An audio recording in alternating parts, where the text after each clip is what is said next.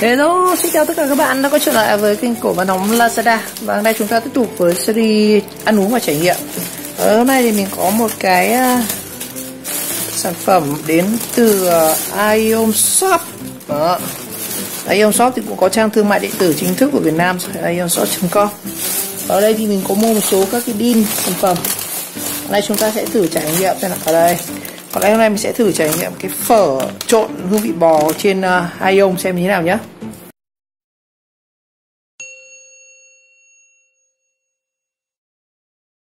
Rồi, mình đang cầm trên tay gói phở trộn hương vị bò của AC Cook. Nó là phở đệ nhất nhá. Đây là một gói phở trộn ở trên nào có một chút cái gì đấy, tinh túy ngọc trời thuần Việt và chuẩn Nhật. Rồi, nói chung là các cái sản phẩm bán ở Aeon thì đều là các sản phẩm sẽ có cái tiêu chuẩn và xuất khẩu sang Nhật nhá. Cái này cũng được bán ở Nhật đấy. Đây, mình mua ở Aeon Shop. Cái này là chuỗi siêu thị ở mình mua ở Aeon Long Biên. Cái phở này thì là đệ nhất, thì mình mua hai mã thì đều là giá là 8.900 nhá. 8.900 còn 9.000 mỗi gói này. Đó, cái phở trộn đệ nhất này, đó, mua ở Aeon. Đó, xem cái gói phở này thì nó có gì đặc biệt nào. Rồi, tất nhiên là sản phẩm với công nghệ Nhật Bản rồi.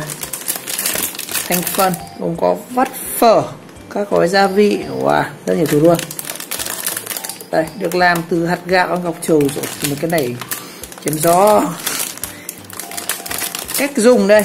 Gói này chúng ta sẽ là cho vắt phở vào tô chế 400ml nước, sôi chờ 3 phút, mở ra trộn đều, bỏ nước. Cái phở này sẽ là phở trộn nhá, mình sẽ không ăn nước. Và phần nước mình sẽ bỏ ra. Đó. Và sẽ trộn như kiểu mì trộn của Nhật các thứ ấy. Nhưng mà đây là phở trộn của Nhật, nên lần tiên mình có ăn thử phở trộn kiểu dạng đóng gói như này, không biết thế nào. Một gói này thì có trọng lượng của nó là 84g nhá, size bé. Hình ảnh chỉ mang tính chất minh họa thôi. Hạn sử dụng gói này là như nào đây? Trời ơi, thì một hồi tôi không thấy hạn sử dụng của cái này đâu, mà chỉ thấy mỗi cái mã này 180820 BDA5 1547. Không biết cái hạn sử dụng là 8 tháng, tức là cái này của nó sản xuất từ tháng 8. Đó. Rồi, ok, bây giờ mình sẽ rạch ra để xem bên trong nó có cái gì nhá. Rồi, cắt ra xem cái phở trộn này nó sẽ có cái gì.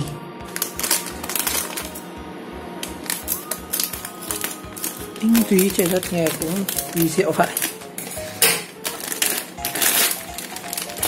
Đây, chúng ta sẽ có một cái sao ít thế nhỉ, chắc chắn có gì nữa. Có một tí bánh đa này, tí bánh phở này. Đó, chúng ta sẽ có là một gói hành khô. Rồi cái gói sốt này, của nó hết sức là đơn giản luôn đấy. Có một gói sốt này, để súp sệt này, có miếng hành khô này, tí mình sẽ luộc kèm với phở. Đây, phở hết rồi. Và bây giờ nấu ăn thử xem nó ra cái vị như thế nào nhé.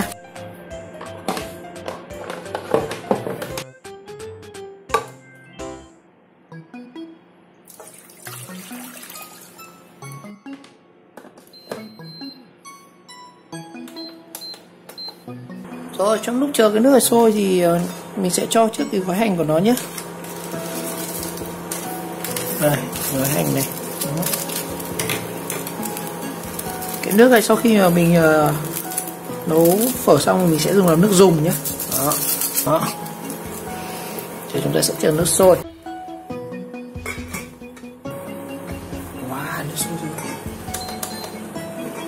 Rồi, mình sẽ cho cái phở này vào.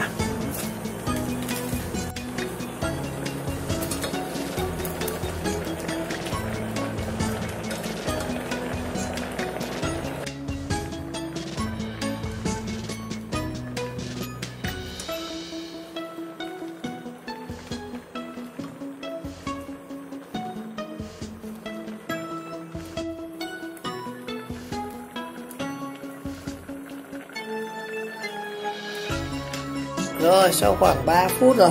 Đây, cái sợi phở sau 3 phút rồi. Nó nở nó rất là to rồi. Và có cả mấy miếng thịt bò đây. Thấy không? Rau này. Đó. Rồi, bây giờ chúng ta sẽ chắt nước này đi nhé.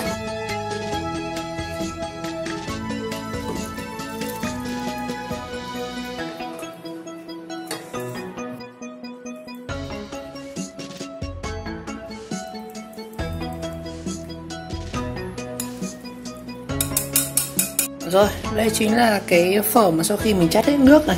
Đấy. Đây, cái nước dùng nó đây. Nước này thì mình sẽ làm nước súp để húp nhá. Rồi, công việc tiếp theo là chúng ta sẽ cho cái sốt sệt của nó lên. Sốt sệt sệt cúc chúng ta sẽ cho lên cái này.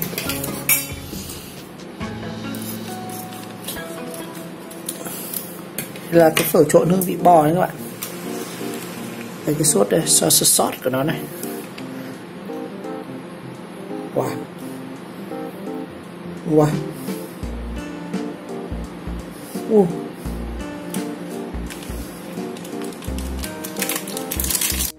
Rồi đây.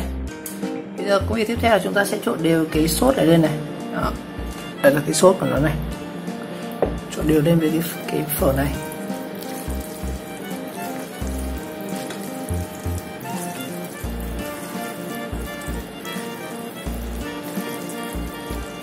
Giống kiểu món mì trộn của Nhật các kiểu đấy không?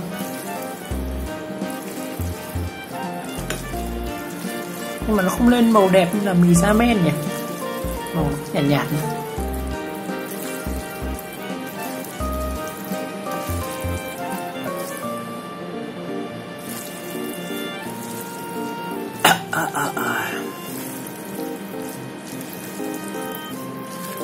Cái màu của nó hơi nhạt, không đậm như trong ảnh này.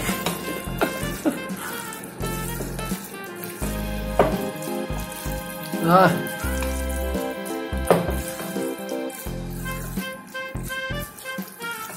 Ok. Để chúng ta sẽ thưởng thức ra.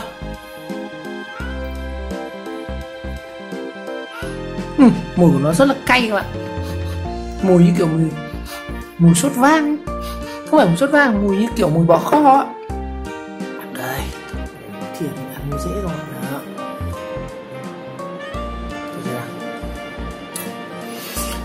Cái phở này nó khá là dai, mình đun trong vòng tầm 3 phút thì cái sợi phở nó khá là dai và nó nở khá là to.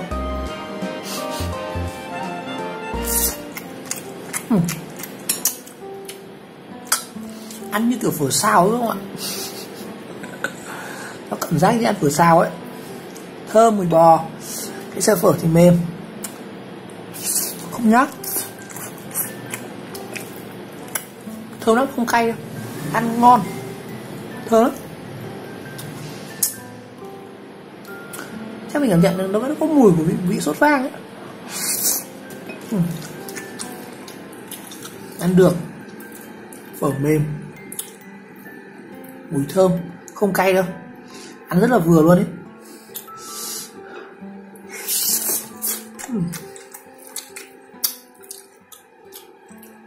Ngon.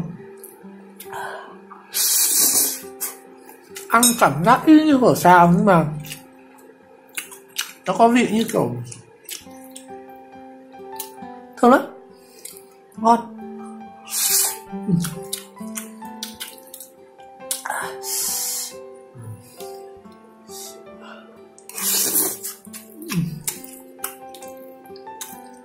Được, ăn lạ miệng.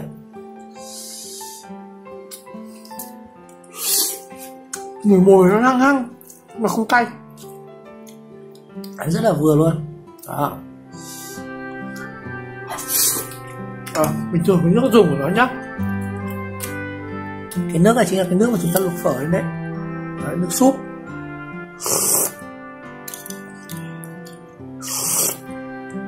Nước súp thì ăn cũng vừa, thơm phết, như kiểu nước gạo ấy. Đấy, tiếp tục với phở trộn AC Cook này. Trời ơi, ngon lắm các bạn. Nó không ngấy như là phở xào đâu. Thơm, cái gia vị của nó ngon thật.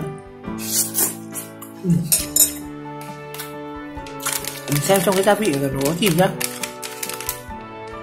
Rất nhiều chất này, đường, muối, điều, vị rồi cà chua, đậu nành, cà rốt, cải bẹ xanh. Rồi, nó có cái vị giống cái vị của cái mù tạp ấy, ăn nó cay cay ấy. Đó.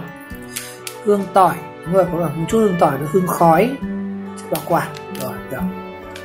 Ăn nó chưa thử thì mình có thể mua cái sản phẩm để mình ăn thử nhá. Cái này thì có chỉ thấy mình chỉ thấy đang bán ở Ion thôi, ở Big C hay là Vinmart thì mình cũng chưa thấy xuất hiện cái sản phẩm này. Ngon. Tại vì cái này theo hình như là cái tiêu chuẩn của Nhật ấy, đó, nên mới bán ở Aeon đó.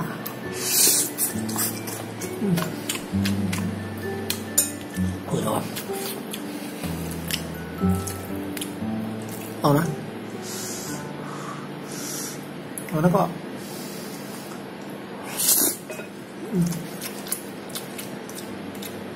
Ăn thử cái miếng thịt bò thế nào. Đây, thịt bò bé xíu. Thịt bò nó như kiểu thịt bò chay ấy.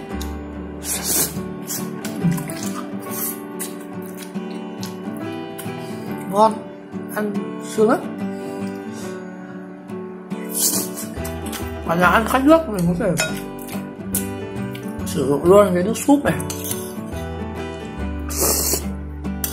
nước bột bì.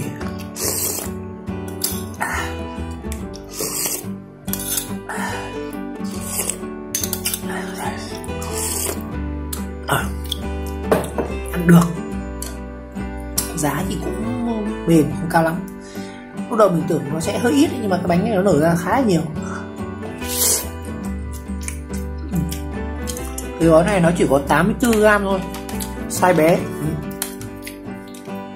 Thường là bánh phải 160 ăn mới đặng đô. Cái là bánh phở nở nó to, ăn cũng được. Cảm giác y chang như là phở xào ấy.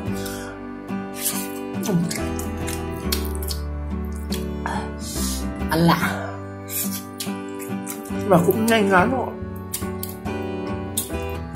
Tôi cái phở này ấy, chẳng cái mì tương đen ấy, thì cái mì tương đen nó vẫn ngon hơn. Cái này ăn lạ hơn. Mình chưa ăn phở trộn bao giờ ấy. Mặc dù phở trộn nhưng mà ăn ra cái mùi của phở xào.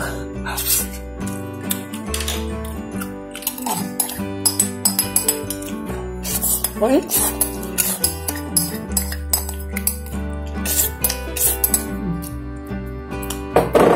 Nó cái này nữa.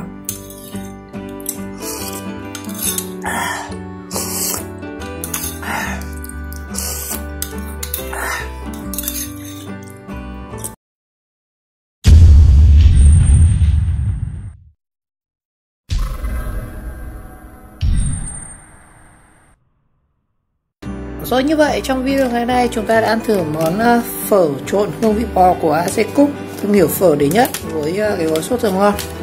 Cảm nhận của mình về cái sản phẩm này thì ăn nó cũng được, nó có cái vị của phở xào này và có cái hương vị giống kiểu vị như là vị sốt vang. Cảm nhận của mình về cái phở này thì ăn thực sự thì nó cũng rất là nhanh ngán nữa các bạn nào thì ăn cái quen cái phở nước rồi. Còn cái phở trộn này thì nó cũng thực sự là nếu mà so với các cái mì trộn, mì tương đen hay cái mì trộn ý thì mình thấy phở này nó không ngon bằng. Tuy nhiên thì đây là cũng là cái trải nghiệm rất là lạ của cái AC Cook này. Rồi một lần nữa cảm ơn các bạn đã theo dõi video clip, và nếu thấy video hay và ý nghĩa các bạn nhớ like, subscribe kênh và chờ đón các video tiếp theo. Chúng ta sẽ có những cái trải nghiệm các món ăn khác nhá. Ok, xin chào các bạn.